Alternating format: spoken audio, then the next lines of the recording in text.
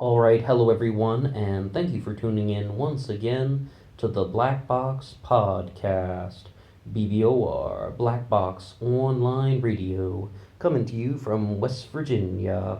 Today we're going back to 2013 to discuss the case of Daniel Marsh, which was actually a double homicide that took place in Davis, California.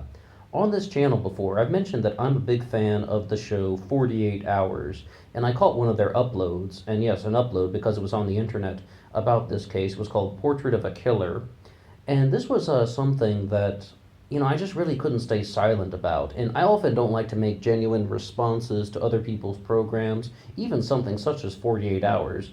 But I've been going through some of the other print sources about this case, and I would say, though, that I am just giving, a brand new set of eyes on the subject. And sometimes the outside eyes can have the best view. But I think that there are actually a lot of things that we can discuss about this because this is a rather different type of incident. I'm on a website here, the California Globe, and I'm just going to give the smallest introduction possible to the case of Daniel Marsh. And of course, Portrait of a Killer was released on CBS 48 Hours. A double murder in 2013 occurred in Davis, California, when Daniel was only 15 years old. He left no evidence and might have gotten away with it if he had not talked to friends. So the short story is Daniel Marsh murdered an elderly couple in their home, and he was just, completely decked out in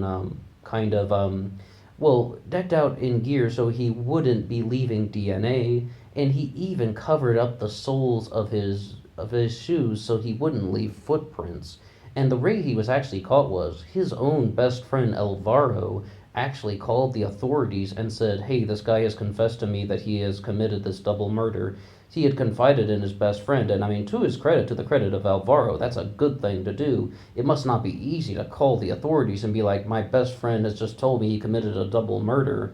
But he did the right thing, definitely. And it was actually that confession to his friend that got him caught.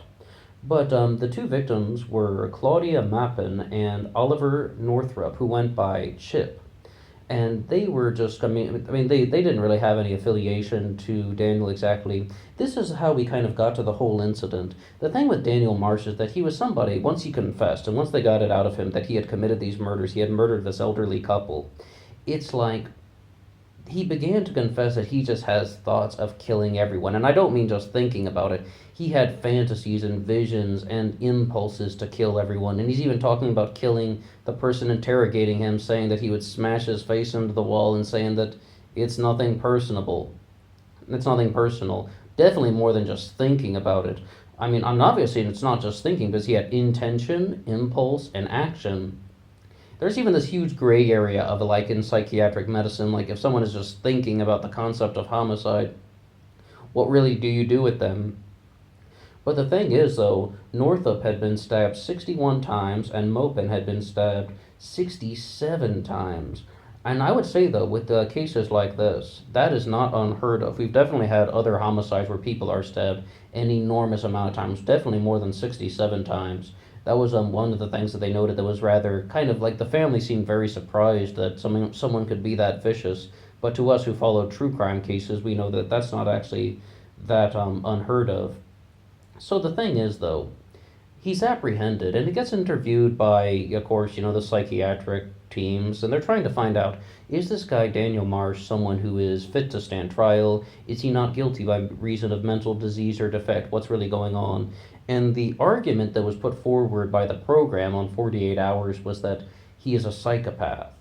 Now, just last week, we were talking about Paris Bennett, another potential psychopath, and I would say that there's really quite a different vibe going on between Paris Bennett and Daniel Marsh. What I would say is that they're really trying to. The argument put forward by 48 Hours is that Daniel Marsh is someone who has really learned how to kind of put on some sort of superficial charm, and they think that he's a very big master persuader and such. But someone like Paris Bennett, just to go off on a tangent, I think is absolutely the opposite. He doesn't fool anyone. I have some exception with the term calling him a psychopath. I don't think it's probably a good thing that he would fantasize about killing people and then actually just devise this plan and actually go, to actually make all the preparations, covering up the soles of his shoes so he won't leave footprints, and go through with it. And I don't really blame his friends for not going to the authorities sooner. I mean, a lot of people talk about things when they're teenagers and they don't necessarily commit everything, and they don't necessarily think that everything that a teenager says is 100% literal. People still at that age make stuff up, but he wasn't making it up. Some of the points, though, that kind of brought him to this point where they brought him to the stage in life where he was actually the kind of person who would commit these murders, really kind of challenges the definition of the concept of a psychopath. And once again, we're using the terminology laid out by Dr. Ramani Daravusala, who is saying that a psychopath is someone who is born without a conscience. A sociopath is someone who is not born that way, but they develop it over time, meaning like they kind of just become blank on the inside over time. They lose that ability to have a conscience as time goes by because of things in their environment, their childhood, and their upbringing. And then a narcissist would be someone who has public emotions such as guilt, shame, embarrassment, but they don't necessarily have any sort of empathy and any sort of like remorse for their actions. So the thing is, though, with Daniel Marsh is that he had some issues though with his family. Like his mother had an affair with a woman who was actually Daniel's own kindergarten teacher and ended up leaving his father for it. And then the descriptions that he put forward sound quite consistent with someone who would be going toward more of the sociopath category. Once again, this is just terminology and hair splitting, but it really seems like he wasn't born this way. It's just that that was a real breaking point, and he just had such furious rage toward the kindergarten teacher. I believe they've said very specifically he was talking about her and not his mother, but I'm sure there's obviously some resentment there that his mother would have, like kind of left his father in that particular way because of an affair nonetheless. So it's like that is one of the things that pushed him in that direction. Then he develops like one of the ways that kind of pushes him down this other negative sort of spiral, if you will, is an addiction to gore porn. He goes on this website that has, very, very gory acts of pornography. And someone was even talking to me about this recently, just a conversation I was having with somebody about how if you watch porn over time, and yes, I've seen pornography in the past, I will confess that to you. I mean, well, ordinary American male right here. I have seen pornography, but it's actually meaning like if you're the kind of person who watches it every single day, what's actually most likely to happen is that you're slowly going to be watching things that are more and more extreme, more and more intense, and then like because it's just you need something that's going to be stimulating the neurons in your brain in a different way. And for the case of Daniel Marsh, it's actually that he got to gore porn and just got so addicted to the concept of just sexuality with manipulation and the concept of gore. And this is, I mean, it sounds like a recipe for disaster in terms of someone who is going to be going down the path to becoming a sociopath. I mean, it sounds like all the things in the making. He had this type of, tragedy in his life, or just a very big emotional break, and he didn't know how to heal. And that's why I wanted to talk about this on this channel, because one of the consistent themes that we've been doing is that we've been promoting something about mental awareness education, not mental illness education. I mean, it's the mental awareness about dealing with things like frustration, rejection, fear, doubts, and just kind of like self-image issues. Mental awareness education. And in this particular case, I think that there's a lot of that going on.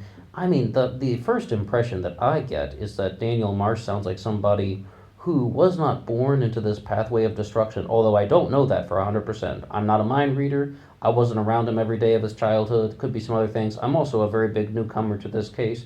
But, I mean, the impression that I got from the news reporting is that he is someone who kind of had this very big breakthrough, and he didn't know how to respond to it. His mother left his father for a woman, of all people, I mean, like, not that there's anything wrong with women and women together. It's just that, that's just kind of something that's surprising because it was his own kindergarten teacher, someone who else is also supposed to kind of be someone, a pillar of the community. You have your own mother versus the teacher who's a pillar of the community, and they're just all just, it's kind of shattering your childhood, if you mean. That's what I'm trying to say.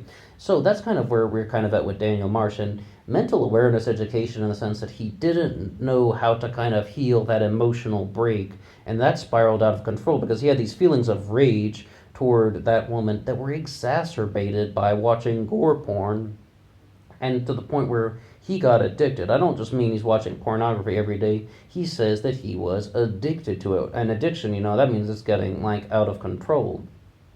One of the things, though, during the trial is they tried to say that Daniel Marsh came forward and said that he was a victim of sexual abuse. He said that twice in his life there were at least two people, rather, not twice in his life, but two people had sexually abused him as a kid. And one of the reasons that they doubted this was he had never confessed to anyone. There was no one that could corroborate the story. His own best friend said that he had never heard Daniel Marsh say that he was the victim of sexual abuse. And that was one of the reasons why 48 Hours was kind of presenting that in the way that they were saying that they didn't really believe that it was very genuine.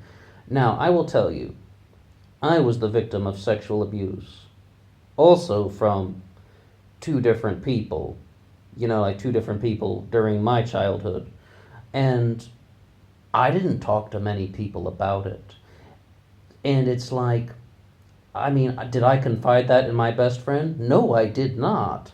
Did I tell people, though, over the course of my lifetime? Yes, but my best friend growing up? No, I didn't talk to that person about it because, maybe I don't have a good answer for that. It just didn't happen. So that really kind of struck a note with me that they're kind of doubting the story just because, he didn't confide in anyone. I will tell you firsthand that is not an easy thing to talk about, and that's definitely not an easy subject to share with anyone. And sometimes the more time you spend with somebody, it can actually be more difficult to kind of share those things. That's kind of the end goal of that. So whether it's true or not, I just thought it was kind of a sort of poor taste thing to say that they don't believe that it happened because he didn't confide in people. Well, it's not really an easy thing to share with people.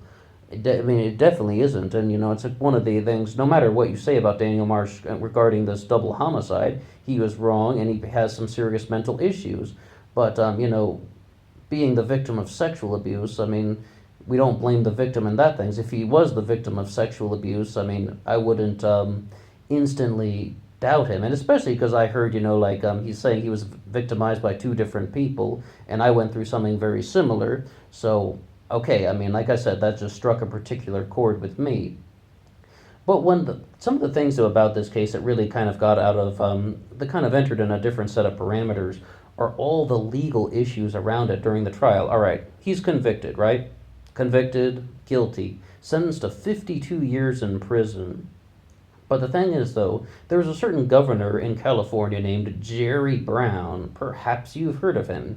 And he was kind of he signed something into law which would have said that someone who committed a murder at age 15 would not be able to be kind of given that life sentence, would not be able to serve at least 52 years. I believe that Daniel Marsh was actually given 52 to life.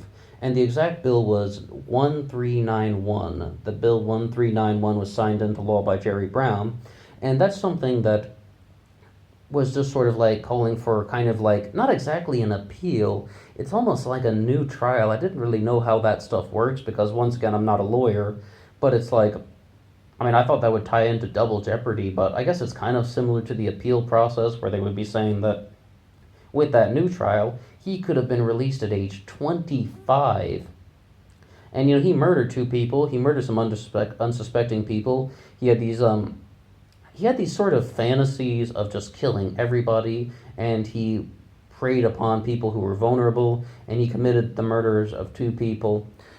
And they were just like, there's no way on earth this guy should be let out at 25. This is a ridiculous law signed in by Jerry Brown.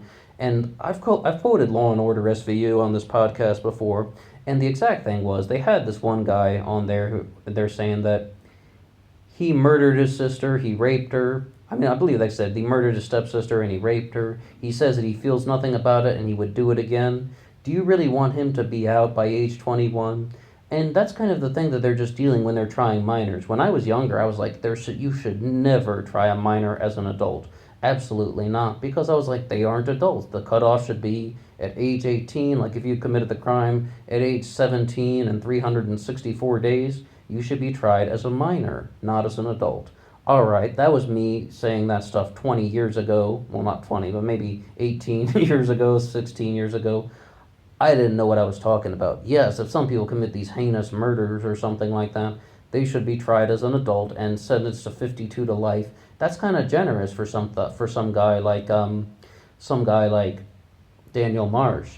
But I was listening to a different show, and they were talking about just this concept of just life in general. And what they were sort of saying is, it's like one of those things where they're just like, well, how do I fix the problem in my life? How do I repair this kind of damage that I did? And the answer was just, you can't. Sometimes you can't undo those things. The same way Daniel Marsh cannot undo the atrocity that he committed. It's like, I mean, you might think it's a harsh sentence, 52 to life. Some people think that's an easy sentence. He committed a murder and he can't take that back. And it's like, it would be great if we had some way that we could help people before that stuff happens. But I mean, he murdered two people because his kind of fascination and lust for gore got out of control. And it stems from possible sexual abuse, but also just the type of kind of just having that sort of mental awareness stuff that just broke in half. And that's just my personal response to it. That's just the vibe that I got. It really seemed like there was something that developed in his childhood, kind of pushing him down the sociopathic pathway, as opposed to someone who was born this way. And if his mother hadn't left his father for the kindergarten teacher, I don't necessarily know what would have happened, and no one will, because once again, those are the things in life we can't undo it. Daniel Marsh can't undo the murders, and his mother can't undo the affair and the breaking up of the marriage. Those are just things that you can't undo. So the problem is, there are horrible things in life. But when we're talking about mental awareness education, we sort of need kind of support systems in place for youth and support systems in place for people who are just dealing with a lot of emotional damage. And the person who really put me down on this pathway and made me a supporter of that was one of the mothers of Sandy Hook, of the Sandy Hook victims. And she was at the White House actually kind of giving just sort of a presentation about this, saying that it's not only mental illness education, it's mental awareness education that we need. I mean, how do people deal with things like being angry? And how do you kind of convey that stuff to children and to people who are teenagers? Because we're dealing with a 15-year-old right now. A lot of the methods that you would apply to children would not be the same as what you would apply to him. And we just really need to look at our entire understanding of the mental health system. And some of can be things like teaching mindfulness in schools, having mental awareness classes, not like someone who gets singled out in the guidance counselor office. That's going to be very awkward if everybody's learning about it in school as part of just like how to be strong and how to develop tactics.